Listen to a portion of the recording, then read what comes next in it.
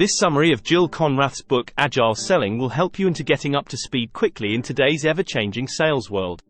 Introduction. What's in it for me? To win more sales, you have to learn how to learn. The one thing about sales and selling is that it doesn't ever get easier. Even with plenty of experience, you might feel that you've finally got the knack, only to have the market and environment change in front of your eyes. This is why both young and experienced salespeople often struggle. The art of selling is always changing. Entry-level salespeople labor to learn their products and gather clients, while experienced sellers can trip over updated company strategy or the introduction of a new product. In these summaries, you'll learn how to roll with the punches in an ever-changing sales environment, through knowing the secret of all great salespeople: Agile learning. By becoming an Agile learner, you too can transform yourself into that great salesperson you've always wanted to be. Concept 1. To succeed as a salesperson, you need to be adaptable to change. No matter how innovative a new product might be, it still needs to be sold. And that's where salespeople come in. But unfortunately, selling isn't so simple, as the world of sales is constantly changing. Sales teams constantly need to be on the lookout for more effective ways to sell their products. That might mean setting new strategies or embracing new technology, like software. What's more, salespeople have to be nimble and adaptable to succeed. Think of it this way: techniques that effectively sell coffee machines to housewives probably won't sell smartphones to large retailers. And there's another important element of sales that constantly changes: the people you sell to. You need to know that buyers tend to become savvier and smarter over time. In fact, buyers have changed more than ever in recent years. Today, no one needs a salesperson to rattle off a list of product features. For example, a buyer can simply find the details online. But this doesn't mean that salespeople are irrelevant. Rather, a 2011 study found that 53% of consumers care more about the sales experience than the price, or even the product itself. So how can you as a salesperson deliver an experience that a buyer wants? By putting yourself in the shoes of a customer to explain why your product is a perfect fit. Yet this kind of personalized sales experience is particularly difficult to deliver when everything around you is changing constantly. That's why to succeed, you need to become an Agile learner. Agile learning is the ability to easily adapt to new circumstances by quickly absorbing the knowledge and skills that are relevant to each individual situation.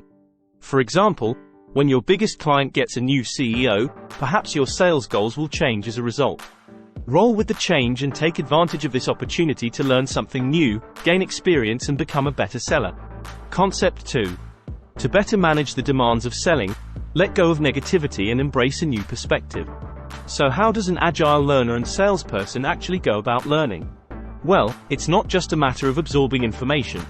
It's rather a mindset that involves letting go of negative emotions to stay motivated. When it comes to learning, many of us face internal obstacles, such as uncertainty and doubt. These kinds of negative emotions can wreak havoc on your motivation. In some cases, having a negative attitude could cause you to quit a difficult task altogether, for fear of failure. The author herself experienced a career crisis. She was convinced that her sales tactics were effective, but she kept failing to close deals with big companies. But she didn't allow these failures to hold her back. Instead, she re-evaluated her sales methods. Pretty soon she started closing deals again, and eventually wrote a book about the whole experience. It makes sense to follow the author's example and use your own failures as a way to evaluate your goals and methods. While failure might be inevitable, it needn't hold you back. Failure can even be productive. The author realized this when she fumbled a relationship with a prospective client, going above his head to the company's CEO. Her prospect was upset by this slight, so he cancelled the entire deal. While the author was disappointed, she used the experience as a learning opportunity. Today, she knows how to better value her established contacts. And even if you aren't facing a specific obstacle, you can still set small goals to motivate yourself to improve. Most people set performance goals for themselves. For example, you might say, I want to close 25 deals this month. But instead of specific goals with a particular outcome, set getting better goals. Tell yourself, I closed 15 deals last month. This month, I want to close 25, because that will indicate that I'm improving. By now, you're probably convinced that you need to find a way to learn new things constantly to succeed in sales. Read on to find out exactly what you ought to be learning. Concept 3. Learning efficiently is more important than learning everything all at once. Make mental folders. Every time you start a new job, you have to learn lots of new things. A young salesman needs to know all his company's services, pricing structures, market competition and so on. But he couldn't possibly master all this information in one night. Whether a change is minor, like when a client expands a product line, or major, like when you enter a new industry, you don't always have enough time to acclimatize yourself to the new situation and learn everything you need to immediately. And that's why you have to know how to make the best of the time you have. You can simplify the learning process using a few key strategies. One such strategy is to organize everything you need to learn into mental folders. These are blocks of information, each folder on one subject, that you can access quickly. For example, it isn't helpful to think about target markets when you're improving your selling skills. That's why you should file target markets into the products section of your brain, away from the sales folder that houses your selling skills. Mental folders also ensure that you're learning in the right order. After all, it doesn't make any sense to work on your selling skills if you have no idea what products you'll actually be selling. Another strategy to simplify learning is to make information more memorable by connecting it with things you already know. And a final strategy is to imagine yourself as the buyer. Think about your client's thought process. Consider these questions. How will buying from you make a difference? What events might trigger someone to buy your products? This kind of creative visualization will help you learn how to be an effective seller. Concept 4. Since you can't learn everything at once, find ways to prioritize to get up to speed quickly. What's the best way to adapt to a new situation quickly? It's easy. Take it step by step. To this end, it helps to achieve a small success soon after you begin a new job. Otherwise, you might become frustrated and feel like quitting. Although we learn from failure, failing at the very start of a new endeavor can lead to feelings of self-doubt. You might even start thinking of yourself as a loser and hating your job. Yet the problem isn't with you. Lee Saltz, an expert in sales management, says that even experienced sellers need at least 8 months when starting a new job to perform on the same level as people who are already accustomed to the sales environment. So to gain confidence and start off on the right foot, begin by concentrating on details you absolutely need to know to gain situational credibility. Situational credibility is the ability to have a conversation with other people working in your industry without sounding completely oblivious. Because as we mentioned earlier, you can't learn everything at once. So prioritize. Concentrate on these 3 absolute need-to-knows, which apply to every field. 1. Insider language.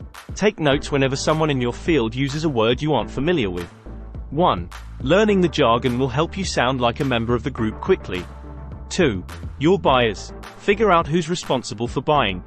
2. Is it usually the CEO or her secretary? What's most important to these people? 3. The status quo. Find out how buyers are doing without you. 3. Which products and services are they using, instead of what you're offering? What value do you offer? As you can see, learning plays a huge role in a salesperson's success. And yet it isn't everything. To really succeed at your job, you need a solid foundation of selling skills. Concept 5. Successful sellers thoroughly prepare for everything that could possibly go wrong in a meeting. Once you catch up to your colleagues and learn tons of new information, how can you use it to seal a deal? Excellence in sales demands thorough preparation. Not everyone realizes this. Some people think they can simply charm their way into closing a deal. But no matter how charming you are, potential customers still won't buy from you unless you've done your research. For example, although the author has many years of sales experience, she almost blew a meeting with a big firm. After role-playing with a colleague, she realized that she wasn't ready for that conversation. She couldn't deliver a structured presentation about the product and stumbled to answer even basic questions. Once she realized that she didn't have a good plan for the meeting, the author started preparing more seriously. She realized that no amount of skills or experience could eliminate the need for preparation. To that end, there are a few different techniques you can use to prepare before going into a meeting. For example, try role-playing the conversation with a colleague. You might even want to capture the conversation on video, so you can better evaluate your performance. It's also helpful to learn from others. Just observing seasoned, expert sellers in conversation with a prospect might produce useful insights you can apply in your own work. Another way to prepare for a meeting is to create a plan of the flow of the conversation, with recovery strategies, that will allow you to get back to the script if anything goes wrong. The point is, be prepared for anything. That's what helps prevent bad surprises. Basically, you should expect that everything that could potentially go wrong will go wrong. Ask yourself, what's the most difficult or inconvenient question you could be asked? What will you do if your computer doesn't start up? Prepare for everything. Concept 6. Selling is all about personalizing your pitch, and that's why communication skills are so crucial. Once you've got the knowledge and you're well prepared, it's time to refine your communication skills. Because as a seller, it's your job to lead a conversation, not just to push products. Some people mistakenly view salespeople as a billboard, but you're not there to simply fill a prospect's ear with sales pitches, you're there to provide a personalized sales experience. That's why it helps to research prospects in advance. You want to have a good idea of what they're looking for, what they need, and what you should expect from your interactions. And on the basis of all that information, you need to prepare powerful, informed questions that show you care. For example, ask about the impact a product change might have on your prospect's business. Or ask your prospect to describe how they perceive the risks of switching from the current product they use to the one that you're selling. Ultimately, this kind of conversation is all about asking how you can meet your prospect's needs. It's not about citing different product outlines but personalizing your pitch, and that's exactly why communication is so crucial. To this end, you need to be careful about body language, and pay attention to the signals your client is sending you. Being sensitive to the way other people react to you is essential when you're trying to charm them into buying from you. For example, a salesperson who had great success in New York moved to Minneapolis. Once there, he struggled to close a sale as people were put off by his pushy ways. He sat too close to people, and didn't give them enough personal space. What's more, he didn't realize that people actually shied away from him during meetings.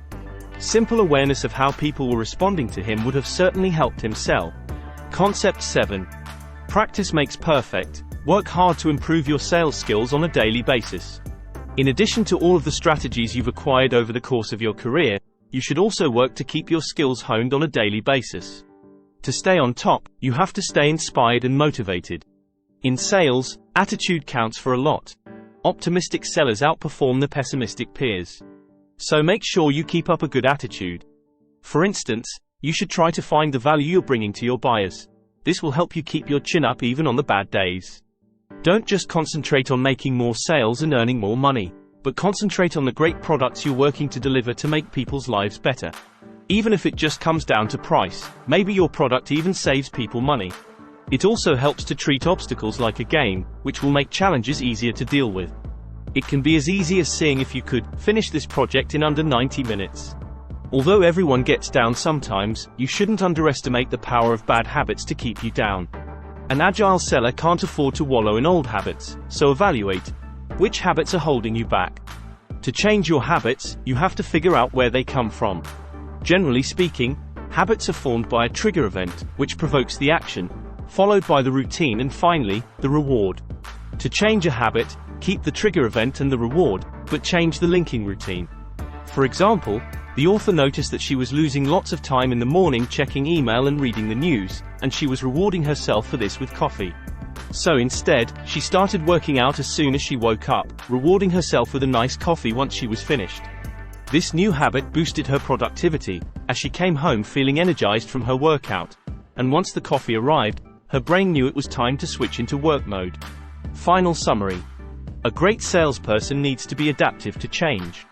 This means you have to be able to learn new information quickly, and constantly work on refining your selling skills. Actionable advice. If you feel insecure before a meeting, strike a pose to boost your confidence. If you need a confidence boost before a big pitch, consider singing a song that pumps you up or striking a power pose. Position your body in a way that takes up a lot of space and displays confidence and control. That way, your body will release hormones that suppress stress and stimulate your confidence. You'll feel like a selling superhero in no time. Thank you for watching. If you enjoyed this content, please consider liking and sharing it with family and friends.